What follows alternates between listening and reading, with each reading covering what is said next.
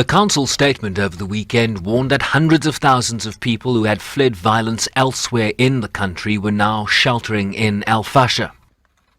The UN Security Council met to discuss the crisis in Al Fasher, which is on the precipice of a large-scale massacre.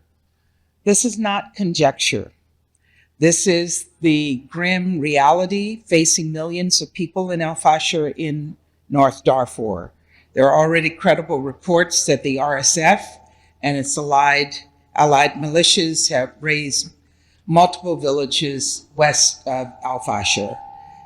And as we speak, the RSF is planning an imminent attack on Al Fasher. As I've said before, history is repeating itself in Darfur in the worst possible way. And an attack on Al Fasher would be a disaster on top of a disaster. It would put 500,000 internally displaced persons at risk. The UN warns that an escalation in tensions and fighting in an area already on the brink of famine would be disastrous, while the Secretary-General's personal envoy, Ramtane Lamamra, is confirmed to be engaging with the parties to de-escalate tensions in Al Fasher.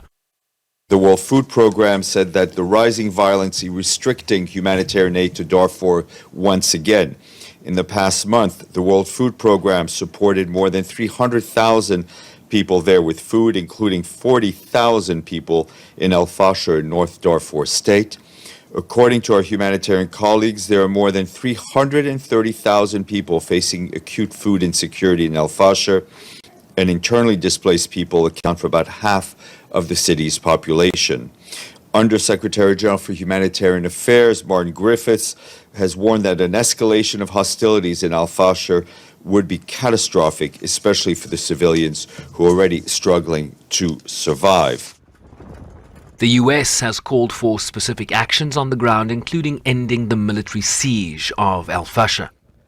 All parties to the conflict must take urgent steps to de-escalate. The UN Security Council already called for this, but that's not enough. Every single member state must speak out. The entire international community must speak out. Second, armed actors in Sudan must respect international law and protect civilians, and recall the ICC's jurisdiction to investigate war crimes.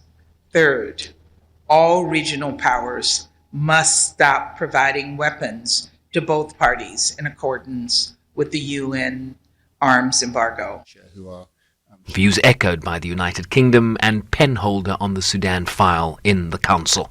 The last thing that Sudan needs is a further escalation on top of this conflict that's been going on for a whole year. The Council is concerned about the humanitarian crisis, it's concerned about the scale of the famine risk, and it's concerned about the displacement of people. And we've heard in particular how troubling the problem of humanitarian access is, given the barriers imposed by both sides of the conflict on humanitarian aid. So what we need to do, what we need to see, and what we've been clear on is we need to see an de-escalation, we need to see humanitarian access, and we need to see both sides returning to the political talks in Jeddah. The Security Council earlier repeated its call for an immediate cessation of hostilities leading to a sustainable ceasefire in Sudan, calls that have not resulted in a fundamental shift in posture by the parties on the ground. Shervin Briceby's SABC News, New York.